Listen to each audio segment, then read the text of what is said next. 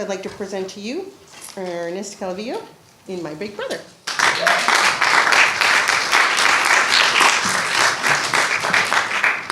I attended junior high school during World War II, and my brother Clement had been inducted into the Army, and actually I didn't realize how devastated I was going to be until he had been gone for 2 weeks. I was around 8 years old, and Clement was 22 when he was drafted in 1942. He was working as an engineer at the Terminal Island in Long Beach, and to me it was not like losing him to go fight the Axis powers, but that I wasn't going to have my big brother around for some time. People didn't know how long it was going to take. Things really looked bad. The Nazis were in control of Europe, and the Japanese had most of the Pacific. It helped a little bit when he came home on leave for just 2 weeks before he went overseas. I idolized my brother. He was really more of a mentor to me. I thought he looked great in his uniform. I had other brothers and sisters. That's my brother Ralph. I loved them also, but somehow it wasn't the same. Clement was really special. He gave me problems to work on my homework. He helped me a lot. And looking back, I had a good math teacher in junior high school, but we didn't really appreciate her. She had a lot of patience with us. We struggled a lot with math. And right now I could still hear the jingle of her keys when she put them on her desk. I went to William McKinley Junior High School in Los Angeles, but in my senior year, the name was changed to George Washington Carver Middle School in order to honor the black chemists, scientists that discovered and worked with and developed the peanut farming business. Our school wasn't a blackboard jungle like other junior highs, but sometimes we learned about the seamy side of sex when we perused the graphic little cartoon books that circulated at the time.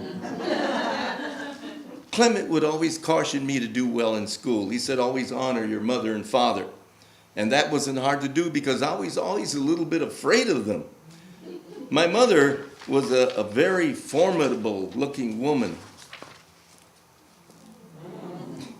And she ran the household with complete control, and she instilled discipline and always cautioned me in Spanish with the old saying, they call them dichos in Spanish. Dime con quién andas y te diré quién eres. Tell me who you associate with, and I'll tell you who you are. I remember everyone in the family had the music gene except my younger brother and myself. My father could play just about any musical instrument by ear, and the 1940s was really rich in music. My family absorbed it all. Sister Cecilia played the piano, Clement played the violin. Sister Irene and brother Ralph sang, and Mickey and mother, father, and I would be the audience. Clement played classical music, of course, and we heard a lot of that. But we also listened to big band swing music such as Tommy Dorsey, Artie Shaw, Harry James. Xavier Cugat was always a favorite. Sometimes, for a real treat, Clement would ask me if I wanted to go see a movie, and I'd jump at the chance. He took me to see some of the great movies of the time. Fantasia, Hamlet with Olivier, and a reissue of a very special movie, silent film, The Sheik, with Rudolph Valentino. And also we would see Mexican language movies with some Spanish stars, Mexican stars, Cantinflas and Jorge Negrete. Consequently, Rosie, my wife, and I, very selective whenever we get a chance to go to the movie, which is very rare. Usually we see plays, Santa Paula type plays. During the war in Europe, Clement was under the command of old blood and guts General George S. Patton, who famously said to his troops, "Don't be the poor son of a bitch that dies for his country. Make sure it's the other son of a bitch who dies for his country." We would always write mail by V-mail, and that was V-mail was a process where mail was photocopied into large 16 millimeter sheets of microfilm, then sent overseas, then photocopied back into letter form, and then mailed out. Family would always write to him also by V-mail. At home, we followed the war by the newspaper, and then the family would gather by the radio to hear FDR give his famous fireside chats. This was a very nerve-wracking war to follow, but our president always gave us hope and inspiration. People were all allocated war ration stamps, coupons. I have one right here, an actual war ration for meat, and that was heavily rationed. You could mostly only buy tongue, brains, and liver. I like liver a lot, but not the rest of that stuff. My dad would always make a pot of menudo on Sunday mornings. And for you, those of you who don't know what menudo is, it's tripe with hominy and onions and bone marrow and pig's feet. Yummy.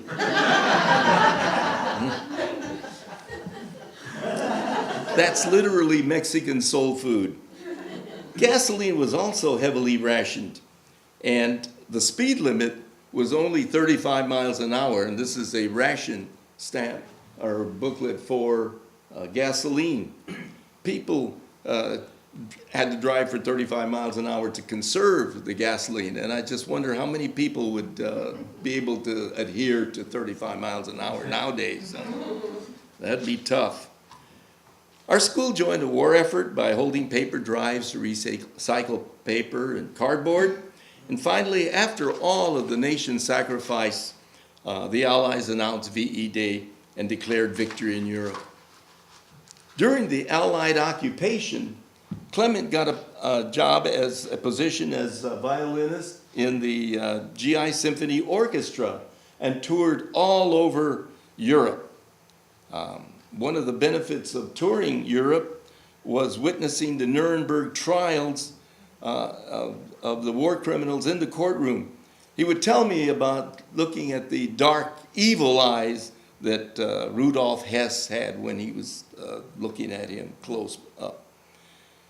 After the symphony orchestra wound down, he got a job with a band which showed a very talented 19-year-old singer named Tony Bennett. That's Clement in the violin there.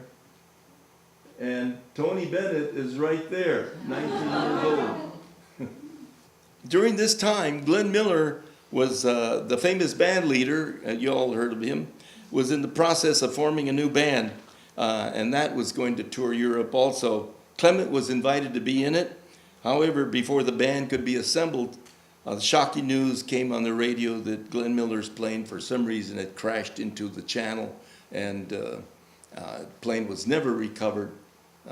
Glenn Miller was presumed dead.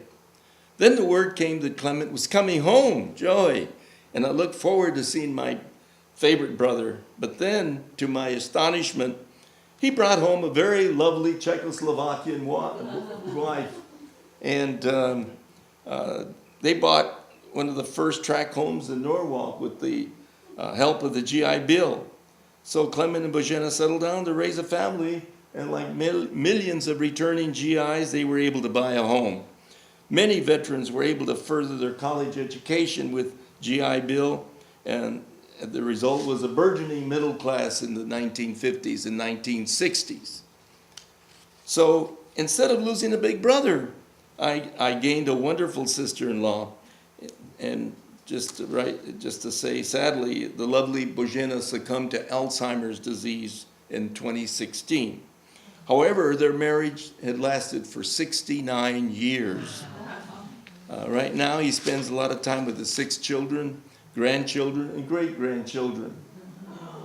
As a kind of footnote, Clement's grown-up kids took him as a surprise on his 95th birthday to see Tony Bennett concert in San Diego. And he went backstage with him and showed Tony Bennett the old pictures, and they talked about some of the old days there.